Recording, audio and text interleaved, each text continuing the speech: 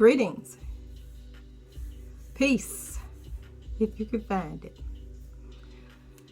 Thanks for tuning in. Thanks for listening. My subject today, delving right into it, will be on colorism within the black family. Much of it was passed down because of being enslaved. And then the other is just ignorance, which is being enslaved. And because our education was lack, they never gave us what we really needed. They didn't teach us about Wall Street or how to read the stock column, the New York Stock Exchange. They gave us what they wanted us to have.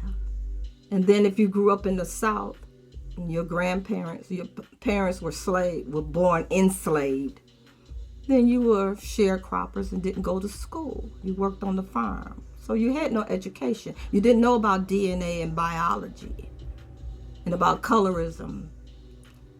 And you didn't know you were brainwashed to know that the beautiful melanin in your skin is to be treasured. But you were taught to hate it. So if two dark-skinned parents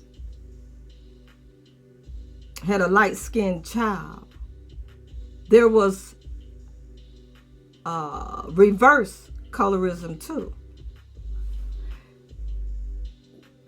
You had melanated us who were proud of it, and they didn't go along with the bullshit that black is ugly.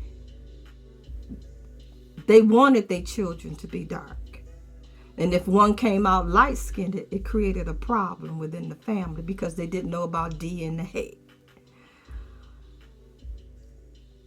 We may not want to admit this, but a lot of us claim to be native heritage and whatever because of our hair and, whatever.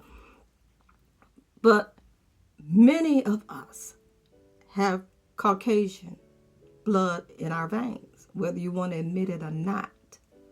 You're saying you're all native, but many of us have Caucasian in our blood, and many of them have African in their blood. That's why this comedian said that's why they don't like to take ancestry DNA and have that test and have the tree shaking, because a nig is going to fall out.